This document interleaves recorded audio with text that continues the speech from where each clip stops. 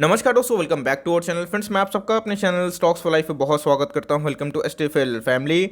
DFL members एक large cap company है, लेकिन उस पे जो खतरों का दोस्तों जो बादल है वो जा नहीं रहा है। उनके आ चुके हैं नंबर्स। दोस्तों पता है कि Q4 के नंबर से जमाना चल रहा है। कभी किसी के प्रॉफिट बहुत ज़्यादा भाग रहे हैं तो कभी किसी के प्रॉफिट बहुत ज़्यादा गिर रहे हैं। उसी बीच में गाइस एक ऐसी कंपनी है जो फंडामेंटल तो अच्छी है, लेकिन उस पर दोस्तों हमें 2019 और 20 के बाद बहुत प्रॉब्लम में देखने को मिल रहे हैं। तो उनके शेयर होल्डर के लिए बहुत बड़ी एक नेगेटिव न्यूज़ देखने को मिल रही है। शायद मंडे को इसका इम्पैक्ट काफ़ी एडवर्स हो, लेकिन अच्छा शेयर गिरता है तो एक अच्छे लेवल पर उठाना दोस्तों हमारा फर्ज बनता है। तो इसी बीच में एक स्विंग ट्रेड का अपॉर्चुनिटी भी उमड़ सकता है अगर आपको उस प्राइस में देखने को मिले। तो जी हाँ दोस्तों, एकदम उठाना है। तो मैं किसके बारे में डिस्कस कर रहा हूँ, कौन सा न्यूज़ चली गई, उसको डिस्कस करते हैं। चैनल फर्स्ट टाइम होंगे सब्सक्राइब कर सकते हैं इस तरह क्वालिटी कंटेंट को सबसे पहले एक्सेस करने के लिए।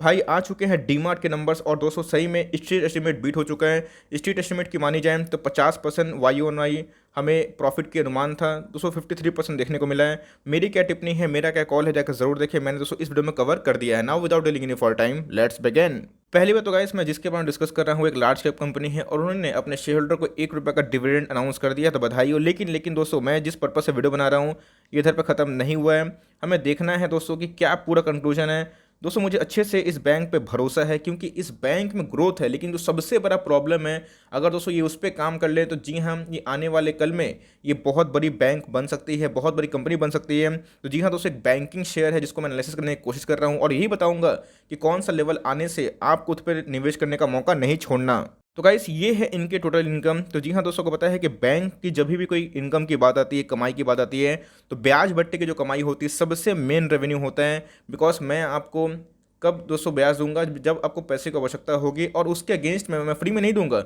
उसके अगेंस्ट में मैं चार्ज करूंगा। तो जी हाँ दोस्तों, अगर आप देखें इंटरेस्ट इनकम, तो इनके इंटरेस्ट इनकम सालाना ईयर ऑन ईयर की बात की जाए तो ये सब दोस्तों रुपीज़ इन मिलियन से मैं कन्वर्ट करूँ 2846, जी हाँ दोस्तों 2846 रुपीज़ इन करोड़ से इनके जो नेट इंटरेस्ट इनकम है 3000 करोड़ के आसपास देखने को मिल रहे हैं। मैं बोलूँगा काफ़ी अच्छे जम देखने को मिल रहे हैं। लेकिन अगर आप दोस्तों दूसरे बैंक से कंपेयर करें, टॉप 3 की बैंक की बात की जाए, कोटक, ICICI, HDFC, तो उनके बात अलग है दोस्तों। उनके इंटरेस्ट इनकम में काफ़ी इजाफा था, लेकिन छोटी कंपनी है, लेकिन फिर भी लार्ज कैप कंपनी है। इस बात को आप पकड़ के चलें तो हमें क्वार्टर ऑन क्वार्टर गिरावट देखने को मिल रही है। जो पहले 3300 करोड़ था, अभी 3000 करोड़ के आसपास देखने को मिल रही है। तो गाइस ये तो होगा इंटरेस्ट इनकम। लेकिन अगर आप टोटल इनकम की बात की जाए तो जी हाँ दोस्तों बहुत ही प्रोग्रेसिव बोलूँगा, जिसमें डिविडेंड इनकम भी आती है, इनकम ऑन इन्वेस्टमेंट भी आता है। तो जी हाँ दोस्तों 3340 करोड़ से इनके जो प्रॉफिट हो चुके हैं 3783 रुपीज़ इन करोड़, मतलब इनके टोटल इनकम में year on year massive jump देखने को मिल रहा है। क्वार्टर क्वार्टर की बात की जाए तो फ्लैट था, क्वार्टर क्वार्टर की बात की जाए तो 3861 रुपीज़ इन करोड़ था, जो कि अभी थोड़े से कम होते हुए देखने को मिल रही है। तो गाइस इनके जो इनकम है, इनकम तो आ गए, अच्छी बात है, लेकिन दोस्तों इनके खर्चे अगर आप देखें तो क्वार्टर क्वार्टर भी बढ़ चुके हैं और ईयर ऑन ईयर बढ़ चुके हैं। ईयर ऑन ईयर की बात की जाए तो 1825 रुपीज़ इन करोड़ से कितने हो चुके हैं 2058 रुपीज़ इन करोड़, मतलब इनके खर्चे बहुत ज़्यादा बढ़ चुके हैं। और क्वार्टर क्वार्टर भी दोस्तों 1800 करोड़ से 2000 करोड़ हो चुके हैं।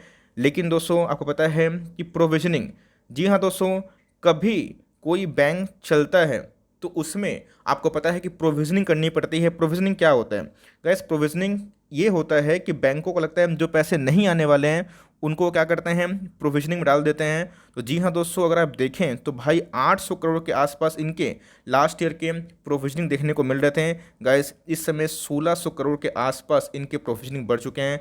तो उनको लगता है कि पैसा शायद ना आए, इसलिए गाइस वो प्रोविजनिंग में पैसा डाल देते हैं, जिसके वजह से इनके प्रॉफिट में, इनके NPA में काफ़ी हिट देखने को मिल रही है। तो भाई बहुत ज़्यादा इनके प्रोविजनिंग हो गया है और बिल्कुल भी दोस्तों ये मार्केट को एकदम गुस्सा कर देता है। बिकॉज कोई भी बैंक कितना एफिशिएंट है वो इस बात से पता चलता है वो कितना कम NPA दिखाता है, कितना कम प्रोविजनिंग दिखाता है और हाई इंटरेस्ट इनकम। इसीलिए बैंकों के शेयर में एक प्रॉब्लम होती है। लेकिन दोस्तों ये बहुत ग्रोथ वाला शेयर हमें दिखाई पड़ता था, लेकिन जिस हिसाब से इनके रीजनल क्षेत्र में जो लोन को लेके इनको प्रॉब्लम फेस करने को देखने को मिला, अपने आप में दोस्तों बहुत चैलेंजिंग है। और इसी की वजह से दोस्तों जो पहले प्रॉफिट था आप देख सकते हैं कि 517 करोड़ अभी कितना हो चुका है, मात्र 100 करोड़। मतलब अगर आप देखें तो प्रॉफिट में गाइस 80% का डिक्लाइन देखने को मिल रहा है।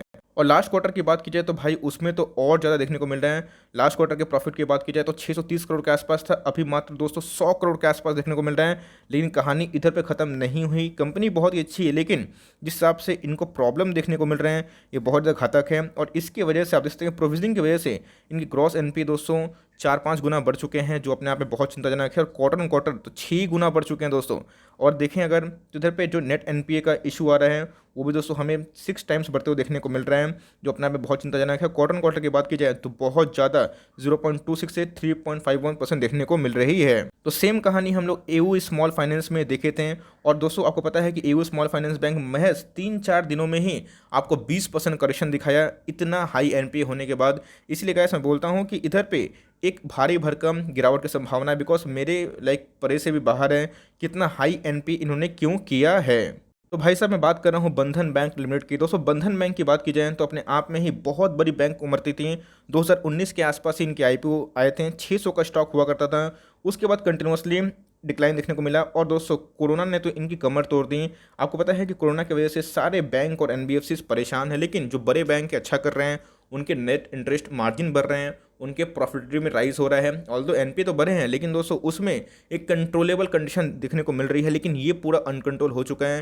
गैस ये जब गिर रहा था मुझे अच्छे से याद है 180 के आसपास हमें देखने को मिला था, 175 के आसपास देखने को मिला था। उसके बाद बाउंस बैक आया था 400 के पास, लेकिन दोस्तों फिर से हमें 300 के आसपास ये स्टॉक देखने को मिल रहा है। और ये जो नंबर से अपने आप में दोस्तों चौंकाने वाले हैं, बिकॉज आपको पता है कि बंधन बैंक की बात की जाए तो अपने आप में रीजनल बैंक के तौर पर बहुत ज़्यादा जानी जाती है। वेस्ट बंगाल की बात की जाए, असम की बात की जाए तो इनकी बहुत पकड़ है। मैं दोस्तों पर्सनली देखता हूँ, उनके मैनेजमेंट मुझे काफ़ी पसंद आते हैं। लेकिन आपको पता है कि असम में जो रीजनल क्षेत्र थे, जो पॉलिटिकल पार्टी थी, इनके लोन बांटने के मॉडल से बिल्कुल नाखुश थी और बताया भी था कि भाई ये सब आइडियल नहीं है, आप अपना बंद करो। जिसकी वजह से गैस ये बहुत चैलेंजेस में देखने को मिले। अब कोरोना की वजह से आपको पता है कि बहुत जो माइक्रो फाइनेंस में ये ज़्यादा काम करती हैं, जिसकी वजह से ये घर घर में दोस्तों जाके लोन देती है। मैं बहुत सारे लेडीज़ को देखता हूँ दोस्तों मेरे जो क्षेत्र में हैं, उनके पास बहुत पकड़ है, उनके घर घर में जाके लोन बांटते हैं।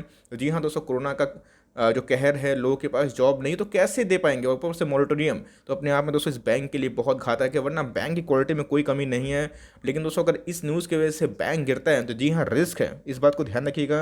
अगर आप स्विंग भी करते हैं तो रिस्क है, लेकिन दोस्तों एक लेवल पे आने से अगर आप ऐसे ले काम करें तो गाइस शायद वो आपको रिवॉर्ड अच्छा कर दे। बिकॉज 195 दोस्तों इनके एक साल के लो देखने को मिल रहा है। 430 रिसेंटली का इसने अपना ऑल टाइम हिट किया था।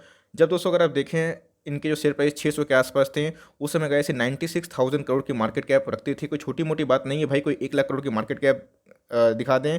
फेस वैल्यू 10 है और उसे इनका पी इंडस्ट्री से काफ़ी सस्ता दिखाई देता है। डिलीवरीज की बात की जाए तो जी हाँ 21% की डिलीवरी देखने को मिल रही है, मतलब उतना कॉन्फिडेंस डिलीवरी में दिखाई नहीं पड़ रहा है। तकरीबन अगर आप देखें 2 करोड़ के शेयर आसपास ट्रेड होते देखने को मिल रहे हैं। और दोस्तों ये बहुत वोलेटाइल है। मैं पहले डिस्क्लेमर दे दूं कि भाई लॉन्ग टर्म के लिए मुझे अभी आइडियल दिखाई नहीं पड़ रहा है, बिकॉज अभी भी खतरों के जो बादल है इनके ऊपर है। और मैं बोलूँगा, मैं प्रेफर करूँगा स्ट्रांगली कि आप एचडीएफसी बैंक के साथ जाए, लेकिन जो स्विंग ट्रेड करना चाहते हैं एसएल लेके ध्यान रखिएगा, स्टॉप लॉस लेके, तो गाइस एक गिरावट अच्छे कंपनी में मौका बन सकती है। तो गाइस आप देख सकते हैं कि इसने अपना जो इंपॉर्टेंट लेवल है, देख सकते हैं दोस्तों इधर पे मैं मार्क कर दूं 300 के ऊपर, उसको तोड़ दिया था। मैं इसको ठीक से ड्रॉ कर दूं, एकदम सीधा नहीं हुआ है। Okay now it's better I guess. Okay दोस्तों, तो इसने अपने उस लेवल को तोड़ दिया है और 300 के नीचे क्लोजिंग होना ये इनके लिए बहुत ही खराब है। तो कैसे अगर 300 के नीचे क्लोजिंग होती तो कितना गिर सकती है। फ्रेंड्स इधर पर अगर आप देखें तो हमें ये जो कंडीशन देखने को मिल रही थी, अगर आप देखें प्रीवियस 6 महीना का जो लो है ये दोस्तों 250-255 के आसपास देखने को मिलता है।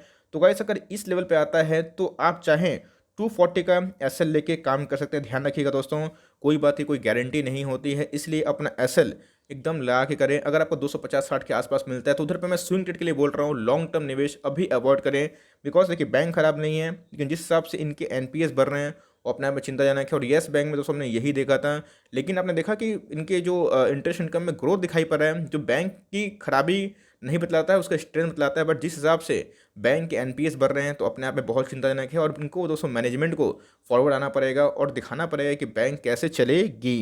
तो एनीवेज दोस्तों बैंक खराब नहीं है और जो उसको होल्ड किए हैं तो उनके लिए थोड़ा चिंताजनक का विषय है।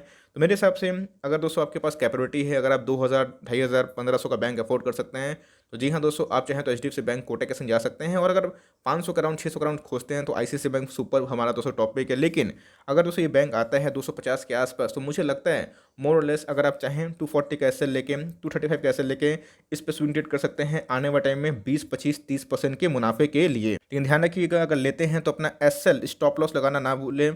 और डिस्क्लेमर दोस्तों, मैं इसमें अभी लॉन्ग टर्म निवेश की राय नहीं दे रहा हूँ, बिकॉज अभी पलड़ा चेंज होता हुआ देखने को मिल रहे हैं। तो क्या ये भाई इसकी हालत और भी छोटे बैंक जैसे आईडीएफसी येस बैंक जैसी होगी, उस पर दोस्तों मैं कमेंट्री अभी नहीं करूंगा, बिकॉज येस बैंक हो गए, आईडीएफसी फर्स्ट बैंक हो गए और ये बैंक हो गए, तो उसमें मुझे सबसे क्वालिटी वाली बैंक ये लगती है। लेकिन दोस्तों मैं अभी भी इसके ओवर आईसीआईसी बैंक को प्रेफर करूंगा, और उसके ऊपर भाई आपको पता है एचडीएफसी बैंक, तो मेरे हिसाब से लॉन्ग टर्म के लिए अभी थोड़ा सा अवॉइड करें। लेकिन जो लेवल दोस्तों मैं बताया 250-55 के आसपास आता है, तो अपना एसएल लेके चाहें तो एक मुनाफा का ट्राई कर सकते हैं। और देखिए दोस्तों, अगर एसएल हिट होता है स्टॉप लॉस, तो कोई रोने वाली बात नहीं है। हमारा सारा जो स्विंग ट्रेड कॉल है वो सुपर हिट ही जनरली देखने को मिलता है। तो 10-20 रुपये का ऐसा अगर हिट होता है तो आपके पैसे को बचाता है, लेकिन फिर से एक घुसने का मौका होता है। बैंक खराब नहीं है गाइस, लेकिन जिनके एनपी इतने बढ़ जाते हैं तो उसमें दोस्तों थोड़ा खतरा होता है। लेकिन इस इधर पे बाई लो सेल हाई का अपॉर्चुनिटी जरूर बनता है। सेम हमने आरबीएल बैंक में देखा था, तो इसलिए लॉन्ग टर्म के लिए दोस्तों अभी आइडियल दिखाई नहीं पड़ रहे हैं। तो यही कमेंट्री थी कि मंडे शायद दोस्तों मार्केट इसको शायद नेगेटिव ले लें, और जिस हिसाब से इनके एनपीए बढ़े हैं वो दोस्तों चौंकाने वाली देखने को मिल रही है। बिकॉज इतना एनपीए बढ़ना, चाहे जितने ही फंडामेंटल अच्छे बैंक हो, that is not acceptable at all. Let's see market को कैसे ट्रीट करता है। Market is supreme for timing. यही छोटी सी अपडेट थी। आई होप दोस्तों वीडियो के लिए हेल्पफुल है। कंटेंट से लगा तो लाइक कर देगा। चैनल फर्स्ट टाइम होंगे तो याद से सब्सक्राइब करना ना भूले। फर्दर कोई डाउट उसको ड्रॉप कर सकते हैं, कोई रिव्यू चाहिए उसका नाम भी ड्रॉप करना ना भूले। I would love to make a video on your demand guys. मिलते हैं जल्दी ही, तब तक के लिए bye. Thanks for watching friends, God bless you all.